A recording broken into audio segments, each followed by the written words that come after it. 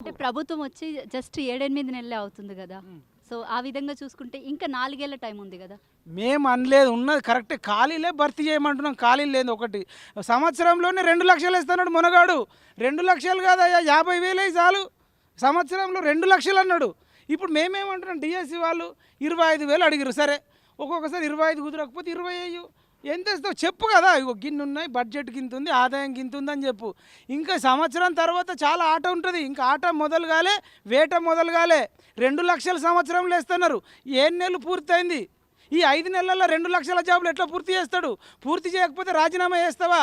రైతు రుణమాఫీ మీద ఉన్న సోయి అంటే రైతులు కావాలి, మేము రైతులకు రుణమాఫీ చేయి. మరి నిరుద్యోగుల మీద సోయి లేదా? రైతు రుణమాఫీ మీద నీకు ఎంత ఫోకస్ ఉందో నిరుద్యోగుల మీద కూడా అంతే ఫోకస్ ఉండాలి. రైతులు నిరుద్యోగులు ఈ ఇద్దరిని జోడెడ్లలాగా తీసుకోవాల్సిన బాధ్యత నీకు లేదా? ఒక్కనాడన్నా నిరుద్యోగుల మీద సమీక్ష జరిగిందా? డిఎస్సి పోస్టుల మీద సమీక్ష జరిగిందా? గ్రూప్ 2, గ్రూప్ 3 మీద జరిగిందా? అసలు నీకు సోయి ఉందా? విద్యాశాఖ మంత్రిని పెట్టినవా? ఎవడు మా విద్యాశాఖ మంత్రి అంటే మేము ఏం చెప్పాలి? 7 నెలల్లో విద్యాశాఖ మంత్రిని నియమించే టైం లేదా అండి? మీరు చెప్పండి. 7 నెలలు పడుతుందా విద్యాశాఖ మంత్రిని నియమించాలంటే? దీనికి ఏం చెప్తారు మీ సమాధానం? మీ ఛానల్లో చెప్పండి అంటున్నా నేను. 7 నెలలు పడుతుందా? సెంట్రల్లోనే నియమించారు, అన్ని పోస్టులు అయిపోయినాయి. నేను మొన్ననే వచ్చింది, 2 నెలలు కూడా అయితలేదు. 7 నెలల నుంచి విద్యాశాఖ మంత్రిని నియమిస్తలేమంటే విద్యార్థుల పట్ల నీకు సోయి ఉందా? వ్యవసాయ శాఖ మంత్రిని నియమించినావు అంటే రైతులంటే నీకు భయం ఉంది, నిరుద్యోగులంటే భయం లేదా? విద్యాశాఖ మంత్రిని నియమించవా? నియమించాలా విద్యాశాఖ మంత్రిని? రేపటి నుంచి మేము విద్యాశాఖ మంత్రిని పోయి వినతి పత్రం ఇవ్వడానికి, రిక్వెస్ట్ చేయడానికి, డిమాండ్ చేయడానికి, ముట్టడించడానికి దేనికన్నా మాకు విద్యాశాఖ మంత్రి లేడు కదా. అంటే విద్యాశాఖ మంత్రి లేని తెలంగాణను చేద్దాం అనుకుంటున్నావా అని అడుగుతున్నాం. దీనికి 7 నెలలు పడుతుందా? ఇప్పుడు చెప్పాలా? బల్మూరి వెంకటన్న, రియాజ్ సారు, లేకపోతే మానవత్రాయ్ అన్న, చెనగన్ దయాకర్ అన్న, మీకు చేతులు వచ్చి మొక్కుతున్నామన్న. 7 నెలలు పడుతుంది అన్న విద్యాశాఖ మంత్రి నియమించడానికి? జాబ్ క్యాలెండర్ ఇవ్వడానికి 7 నెలలు పడుతుంది అన్న. ఎందుకన్నా ఇవన్నీ జోకడాలు? జోకుడు బంద్ చేయండి. వీలైతే రాజీనామా చేసి రండి. చిన్న చిన్న కోరికలు అడుగుతున్నాం, పెద్ద అడగట్లేదు. ఫస్ట్ ఆఫ్ ఆల్ అయితే వాళ్ళు గ్రూప్ 2 వాళ్ళు కూడా ఏమంటారు అంటే 2,000 పోస్టులు అంటారు. నువ్వు 2,00,000 ఇస్తున్నావు. 2,00,000 దేవుడు 2,000 ఏమనడానికి నీకు ప్రాబ్లం ఏంది? డిఎస్సి వాళ్ళు ఏమంటారు? వాళ్ళు 50,000, 1,00,000 అడుగుతలే. ఎన్ని ఖాళీలు ఉన్నాయి కానీ ఏమంటారు? మరి నిజానికి 5-6 ఏళ్ళ నుంచి చదువుతున్నారు. జాబులు వేయడం అంటే నిరుద్యోగులకు జాబులు ఇచ్చినట్టు కాదండి. ఇప్పుడు టీచర్ జాబులు 25,000 వేస్తే అన్ని గ్రామాలలో ప్రాథమిక పాఠశాలలు కానీ, హయ్యర్ స్కూల్ కానీ కలకలలాడతాయి. ప్రైవేట్ స్కూళ్ళకు పంపించేటోళ్ళు కూడా మేము గవర్నమెంట్ స్కూల్కి పంపిస్తాను, వాళ్ళ పిల్లల్ని గవర్నమెంట్ స్కూళ్ళకు పంపిస్తారు. దాని ద్వారా విద్యలో బయట ప్రైవేట్ ఫీజులు కట్టుకొని వాళ్ళకు డబ్బులు మిగులుతాయి. మా పీఈటీ టీచర్లు, ఫిజికల్ డైరెక్టర్ టీచర్లు వాళ్ళకు 2-3 వేల జాబులు ఉంటే జస్ట్ ఒక 500-600 జాబులు వేస్తే మరి ఈయన ఫుట్బాల్ ఆడుతుండు మొన్న బల్మూరి వెంకటన్నతోని. మరి వీళ్ళు ఫుట్బాల్ ఆడొద్దా? చిన్నపిల్లలు ఊర్లలో స్కూల్ పిల్లలు ఆడొద్దా? నీ ఫిట్నెస్ బాగుంటే బాగుంటుంది. ఊర్లలో పిల్లలు గంజాయికి అలవాటు అవుతున్నారు. సిగరెట్లలో గంజాయి పట్టుకుంటా కనబడ్డోళ్ళని కనబడ్డాడు తన్నడము, రేపులు చేయడం, మర్డర్లు చేయడం, బెల్ట్ షాపులు చేయడం, స్కూల్ అన్నీ ఖరాబ్ అవుతున్నాయి. పీటీ టీచర్లను నియమించాలి 2-3 వేల పోస్టులు. లేకపోతే రాజీనామా చేసి చప్పుడు దాకా మరి ఎటన్నా వెళ్ళిపోండి, ఢిల్లీకి వెళ్ళిపోయి అక్కడ నిల్లు కట్టుకోండి. మీకు చేత కానప్పుడు ఎందుకు చేయాలంటున్నాం మేము. ఎందుకు చేయొద్దు? విద్యా వైద్యం అక్నూరు మురళి సార్ చెప్పిండు, విద్యా వైద్యాన్ని బలోపేతం చేయాలన్నాడు. ఏమే సార్ అక్నూరు మురళి సార్, మరి వాళ్ళు ఏం చేయట్లేదు, మీరు వచ్చి అడగాలనా వద్దా? విద్యను బలోపేతం చేయండి అండి. మేము స్కూటీ ఇస్తా, నడిపించుకోండి, బంగారం ఇస్తా, మెడలేసుకోండి. మా బంగారం మేమే కొనుక్కుంటాము, మా స్కూటీ మేమే కొనుక్కుంటాము. 2,500 ఇస్తాము. మీరు పప్పుచారు వండుకోండి, ఉప్మా వండుకొని తినండి. ఫ్రీ బస్సు నిన్ను అడగలే, ఓ ఉరికి ఇచ్చినావు. ఫ్రీ బస్ ఇచ్చినంత సోయి మరి డిఎస్సి పోస్టులు పెంచడం మీద ఎందుకు లేదు? అంటే మేము తీర్థయాత్రలకు పోవాలి, అలా కొడుకులేమో లైబ్రరీలో చుట్టూ తిరగాలి, మీరేమో రాజ్యాలు వేలాలి. ఆ మెడికోవర్ రోడ్తో కాంట్రాక్ట్ పెట్టుకున్నావు. మెగా కృష్ణారెడ్డి దగ్గర ఎంత తెచ్చుకున్నావు? మయం రామేశ్వరరావును అరెస్ట్ చేసినావా? గత పాలకులు దొంగతనం చేసిరు, దోపిడీ చేసిరు అన్నావు. ఒక్కొన్నను అరెస్ట్ చేసినావా? ఏం చేసినావా? అని ఒక్కోడంటే ఒక్కడు అరెస్ట్ కాలే. నేను కొట్టినట్టు చేస్తాను, వేడిసినట్టు చేయు, మనం రాత్రిపూట కలుసుకుందాం. దొంగలండి రాజకీయ నాయకులు. కంచాయాలు అన్నాడు, కోమటి వాళ్ళు సామాజిక స్మగ్లర్లు అన్నాడు. కానీ కోమటోళ్ళు సామాజిక స్మగ్లర్లు కాదు, రాజకీయ నాయకులే సామాజిక స్మగ్లర్లు. ఈ రాజకీయ నాయకులను రాళ్లతో కొట్టాలి. ఎందుకంటే ఈయన అన్నాడు పార్టీ మారినోడు రాజీనామా చేయకుండా వేరే పార్టీకి పోతే వాడిని రాళ్లతో కొట్టాలన్నాడు. ఇప్పుడు మనం అనాలి పార్టీ మారినోని కొట్టాలి, మారిపించుకున్నోని కొట్టాలి, కలిపి కొడితేనే ఈ కొడుకులకు సిగ్గు వస్తుంది. సిగ్గులు లేవురా ఏందన్నా ఇంత దారుణమన్నా. ఇప్పుడు వీళ్ళందరూ కూడా ఎంతో కష్టపడి 2 లక్షల మంది లైన్లో నిలబడి ఒక పార్టీకి ఓటేస్తే ఆ పార్టీ మీద ఇష్టంతో ఆ క్యాండిడేట్ మీద ఓటేస్తే నువ్వు సింపుల్గా తీసుకొని అలా జాయిన్ చేసుకున్నావు. బట్టలు మార్చినంత ఈజీగా పార్టీ మారుస్తున్నారు. ఇట్లాంటి కొడుకులను పార్టీ మారేటోని మార్పించుకున్నోని కఠినాతి కఠినంగా కసాబుగాడు కంటే కఠినంగా ఉరిశిక్ష చేయాలి. వాడు అంబేద్కర్ స్టాచ్యూ 125 అడుగుల విగ్రహం దగ్గర జాయిన్ చేసుకున్నోని జాయిన్ అయినోని ఇద్దరిని ఇట్లాంటి క్యాండిడేట్లను ఉరేస్తే ఈ సమాజం మారుతుంది. నైతిక విలువలు ఎక్కడ ఉంటాయండి? వీడు లీడర్ మారిండి అని చెప్పి వాడు వెనక ఫాలోవర్లు మారుతాడు.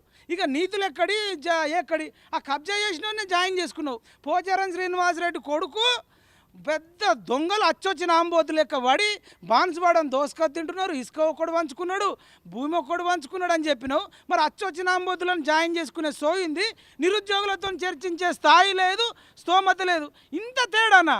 ఏం ఎత్తుకపోతారా చచ్చిపోయేటప్పుడు? ఈ నిరుద్యోగులు నీకు ఏం అడిగిరయ్యా? టీచర్ జాబులు అడిగిరు, గ్రూప్ 2 జాబులు అడిగిరు. నిజానికి వీళ్ళకి తెలుసో తెలియకో మాకు జాబులు ఇవ్వంటారు. కానీ ఈ జాబులు ఇవ్వడం అంటే వీళ్ళ కుటుంబాలు నిలబెట్టడం కాదు. జాబులు ఇవ్వడం అంటే వ్యవస్థను నడపడం. ప్రభుత్వ విద్య నడవాలంటే అక్కడ టీచర్లు నియమించాలి. వీళ్ళు ఏమైనా పోయి క్లాస్కి పోయి డైరెక్ట్ జీతం 50,000 జీతం తీసుకోరు.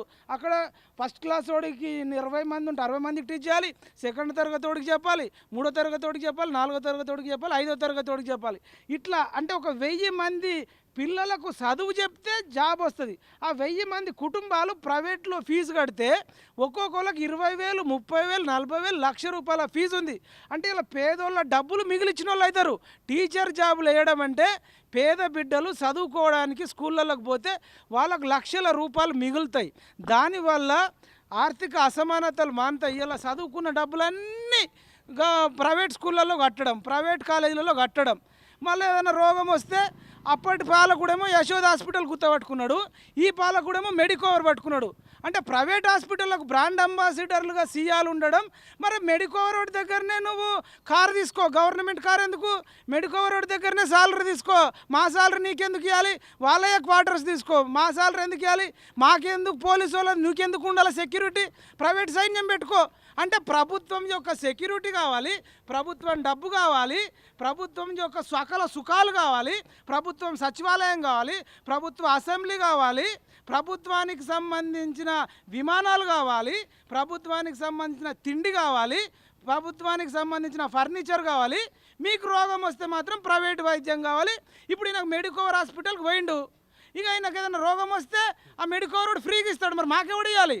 మమ్మల్ని తీసుకుపోయి ఉస్మానియా హాస్పిటల్లోనో గాంధీ హాస్పిటల్లోనో పడేస్తే డాక్టర్ వస్తుండంటే సార్ బిజీ ఉన్నాడు అంటారు. వీళ్ళు ప్రైవేట్ క్లినిక్లల్లో ఏంది బతుకులు?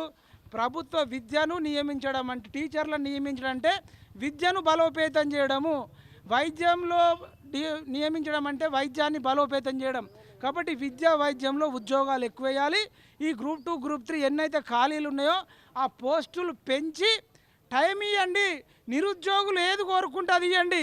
అదేదో సినిమాలో బొమ్మరిల్లు సినిమాలు అంటాడు, నాకు నచ్చంది తీసుకొచ్చి నేను హ్యాపీగా ఉండాలని మాత్రం కోరుకోకు నాన్న. ఆడేమో ఒకదాన్ని లవ్ చేస్తాడు జెనియల్ అని, నాకు జెనీలియన్ లవ్ చేస్తే కాదు తనికెళ్ళ బరిని కూతుర్ని చేసుకో, ఆమె మంచిది అంటారు. నాకు ఇచ్చిన ఈ స్కూటర్కి తెలియదు నాన్న, ఇది నాకు నచ్చలేదని. కానీ రేపు వచ్చేది ఒక అమ్మాయి నాన్న, అమ్మాయికి ఏదో ఒక రోజు తెలిసిపోతుంది నాకు నచ్చలేదని. ఉద్యోగానికి తెలియదు. కానీ అట్లా మాకు నచ్చంది మాకు చేయకండి సీఎం గారు, ఏదో ఒక రోజు మాకు తెలిసిపోతుంది కదా. నువ్వు మాకు నచ్చని టైంలో డేట్ పెట్టి ఎగ్జామ్ రాయంటే ఎంత బాధ అవుతుంది. మాకు నచ్చిన రోజు పెట్టు కదా. నీది ఏం పోయింది? డేటు పెంచడం వల్ల నీకు వచ్చింది ఏంది? నీకు నచ్చిన డేట్ పెట్టకు. నచ్చిన నువ్వు రోజు చికెన్ ఫ్రై వేసుకొని తింటావు కదా, నీకు నచ్చని కూర పెడితేనే నువ్వు తినవు కదా. మరి నచ్చని డేట్ నాడు ఎగ్జామ్ ఎట్లా రాయాలి? సిలబస్ పూర్తి కాలేదని చెప్తుంటే అర్థమైతే లేదా? అర్థం కానట్టు యాక్టింగ్ చేస్తురా. అసలు ఈ తెలంగాణలో ఈ కాంగ్రెస్ పార్టీలో మేధావులు అనేటోడు కూడా ఉన్నాడా? ఈ కోదండరామ్ సారు నేను మిలియన్ మార్చ్ నడిపినా, నేను తెలంగాణ తెచ్చినా అని అన్నావు కదా, ఇప్పుడు నడుపు మిలియన్ మార్చు. ఇప్పుడు ఎందుకు నడిపావు? పోస్ట్ పోన్ చేయడానికి బిచ్చగాళ్ళు పోకిరి సినిమాలో ఆడు ఆలే బ్రహ్మానందం దగ్గర ఆలే అడుకున్నట్టు బాబా అని అడుక్కోవాలనా? ఇంత దుస్థిత? పోస్ట్ పోన్ చేయడానికి ఏందయ్యా నొప్పి? మీ కొడుకులకు కూతుర్లకు నచ్చిన డ్రెస్ కొనిస్తారు, నచ్చిన చదువు చదివిస్తారు, నచ్చిన ఇల్లు కొనిస్తారు, నచ్చిన వ్యాపారం చెప్పిస్తారు. మాకు నచ్చిన డేట్ నాడు ఎందుకు ఎగ్జామ్ పెట్టరని వీళ్ళు అడుగుతారు. అవునా కదా? మరి ఏం చెప్పాలయ్యా మీకు? చిన్న మొల్లిగాళ్ళ ఎత్తుకుంటే సంకాకు రారు, దించితే తోవ నడవరు. ఎంత సిగ్గుచేటయ్యా! ఇంత అసమర్థులా, ఇంత దద్దమ్మలా, ఇంత చేత కాదా? అసలు కడుపుకు అన్నం తింటుర్రా? అసలు కడుపు గడ్డి తింటుర్రా? ఎవడన్నా మేధావనేటోడు ఉన్నాడా? ఒక ఎమ్మెల్యే ఉన్నాడా? మంత్రి ఉన్నాడా? సిగ్గుందా? శరం ఉందా? కిడ్నీ ఉందా? లివర్ ఉందా? హార్ట్ ఉందా? బీట్ ఉందా? మనుషులేనా? అన్ని సకాల దరిద్రాలన్నీ పట్టించుకుంటారు, నిరుద్యోగుల విషయం పట్టించుకోరు. ఇక్కడ వచ్చి టేబుల్ వేసుకొని కూర్చోండి. గ్రామ సభలు నడిపినట్టు నిరుద్యోగ సభలు నడపాలి, వాళ్ళ ప్రతినిధులతో చర్చలు జరపాలి, నచ్చిన డేటుకు ఎగ్జామ్స్ పెట్టాలి. ఒకటే వారం రోజులకి లోపల 4-5 ఎగ్జామ్లు రాయాలంటే డిఓ ఎగ్జామ్ రాయాలి, హాస్టల్ వార్డెన్ ఎగ్జామ్ రాయాలి, టీచర్ జాబ్ రాయాలి. మా జీవితం అంతా రాసి ఈ రాజకీయ నాయకులకు అవుతుంది. ఇంత కనీస మానవత్వం లేదండి. వీళ్ళందరికీ బుద్ధి రావాలంటే సీఎం రేవంత్ రెడ్డి నువ్వు కనుక ఇగో పోస్ట్ పోన్ చేస్తే చెయ్యి, పోస్టులు పెంచితే పెంచు, లేకపోతే నేను పెంచనురా, పోస్ట్ పోన్ చేయను నోరు తెరిచి చెప్పు. అప్పుడు మేమేమంటాం? ఇక మాకు పెంచనోడు, మాకు పోస్ట్ పోన్ చేయనోడు మాకెందుకు మరి సీఎము? మేము కూడా ఈ సీఎంను చేంజ్ చేయండి, change the CM of Telangana అని ఇప్పుడు ఇన్ని రోజులు డిఎస్సి వాయిదా వేయండి, గ్రూప్ 2 వాయిదా వేయండి, గ్రూప్ 3 వాయిదా వేయండి, గ్రూప్ 2 జాబులు 2000కు పెంచండి, టీచర్ జాబులు 25,000కు పెంచడం అన్నాం కదా. ఇక నుంచి ప్లాకార్డులు ఏముంటాయంటే సీఎంను చేంజ్ చేయండి, ముఖ్యమంత్రిని చేంజ్ చేయండి అని చెప్పేసి ఢిల్లీకి వెళ్తామని మీ ఆర్జా టీవీ ద్వారా చెప్తున్నాము. నిరుద్యోగులతో పెట్టుకుంటే, స్టడీ చైర్లతో పెట్టుకుంటే సీఎం చైరే పోతుంది. ఆల్రెడీ గతంలో ఒక నాయకుడు సీఎం చైర్ పీకేసినాం, ఇక అరవీర భయంకరుడు సీఎం చైరే వీకినాం. మాకు జాబులు ఇవ్వకపోతే నీ జాబు సీఎం జాబ్ పోతుందని తెలియజేస్తూ రేవంత్ రెడ్డి గారిని హెచ్చరిస్తారు. ఇది నిరుద్యోగుల మాట, నా మాట కాదు, నాకు వ్యక్తిగత గొడవ కాదు, వేలాది మంది నిరుద్యోగుల ఆవేదన నేను చెప్తున్నాను.